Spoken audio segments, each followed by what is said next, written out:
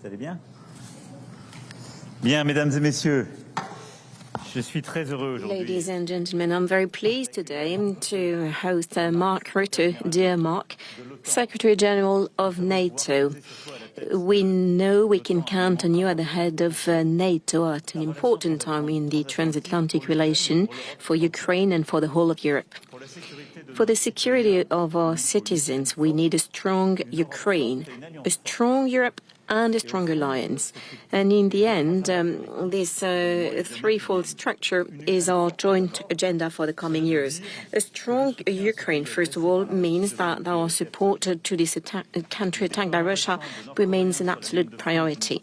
The recent deployment of North Koreans on the front line is a serious escalation, and we will continue to advocate for NATO and its allies to provide the whole support to the Ukrainian army for as long as it takes. This is the only way, the only path to negotiations, and let me be clear, when the time comes, nothing shall be decided about Ukraine without the Ukrainians, nor about Europe without the Europeans. A strong Europe, this is also what we've been working on together for many years, dear Mark, within the framework of the European Union.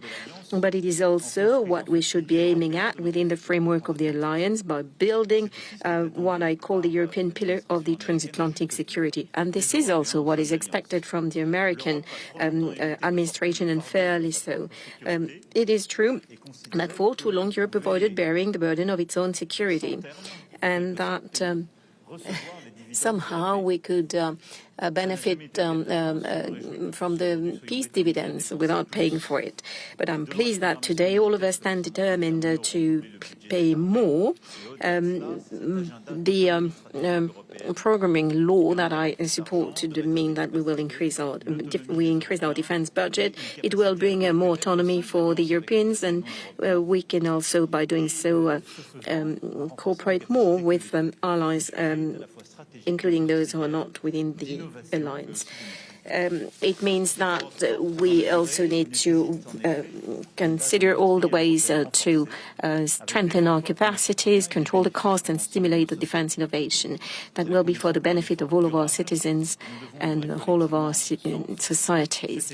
It is the condition for a sustainable effort. We shall work jointly to that end, and it is for me a priority. This effort also means that we shall get NATO and the EU to work together, but I know that you have everything it requires to that effect.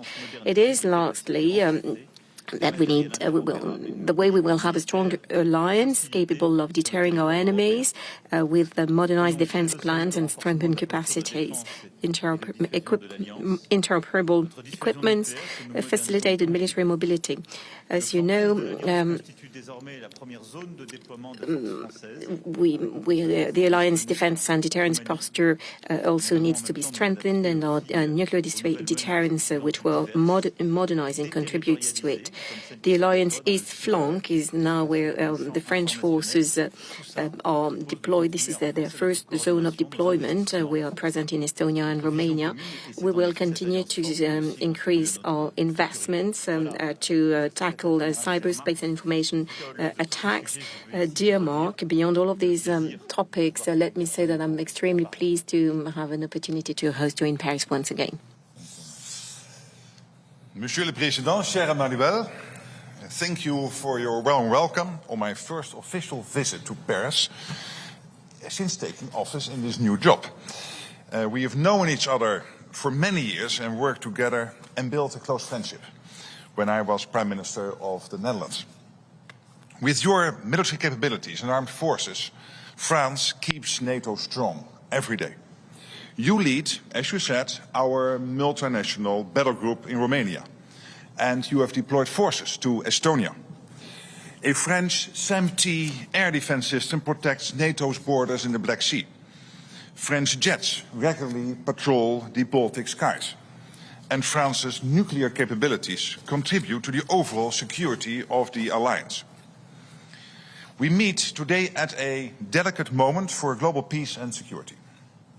Russia continues its onslaught against Ukraine, all the while drawing ever closer to its allies, China and Iran and North Korea. After delivering ammunition and ballistic missiles, North Korea has now sent troops to fight and die alongside Russia in its illegal war. In return, Russia provides North Korea with funding and missile technology. This is very concerning. These missiles present a direct threat to the United States mainland, to Europe, to the Indo-Pacific, and to the wider Euro-Atlantic. And when I say the Indo-Pacific, that includes South Korea and Japan. Every day, Ukrainians are killed and wounded by the deadly Shahed drones, designed and supplied by Iran. With the money gained from arms sales to Russia, Iran and its proxies destabilize the Middle East and fund terrorism further afield. At the same time, China backs Russia's economy, enables its defense industry, and amplifies its narrative on the world stage. Russia, working together with North Korea, Iran, and China, is not only threatening Europe, it threatens peace and security, yes, here in Europe, but also in the Indo-Pacific and in North America. So we must stand together, Europe, North America, and our global partners, to keep our people safe and prosperous. And in doing so, we have to keep our transatlantic alliance strong. The immediate challenge we face, obviously, is support for Ukraine. And I want to thank you for everything you have done over the last 2.5 years. Because France has delivered advanced artillery guns, air defense systems, cruise missiles, and armored vehicles. You were among the first countries to fully train and equip an entire Ukrainian brigade, the NOV brigade. And you have pledged to send Mirage fighter jets early next year. Today, of course, we will discuss the importance of keeping up the support as Ukrainians prepare to face what could be their harshest winter since 2022. We must recommit to staying the course for the long haul. And we must do more than just keep Ukraine in the fight.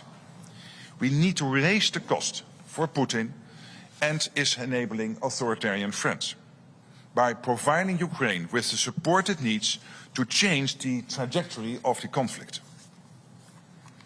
Dear Emmanuel, the second major challenge is enhancing the defense of our alliance in this more dangerous world.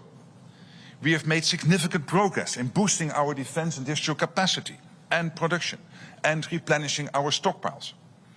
But to go faster, we need more robust transatlantic defense cooperation and more defense investment. The more we spend on defense, the more we reduce the risk of future conflict. And I want to welcome that France will invest more than 2% of GDP in defense this year. I also commend you for your ambitious defense budgets for the next 7 years. Maintaining high levels of defense investment keeps our defense credible, our industry strong, and I just visited Thales this morning, and our 1 billion people safe. Cher Emmanuel, c'est un vrai plaisir d'être à Paris aujourd'hui. Merci beaucoup, mesdames et messieurs.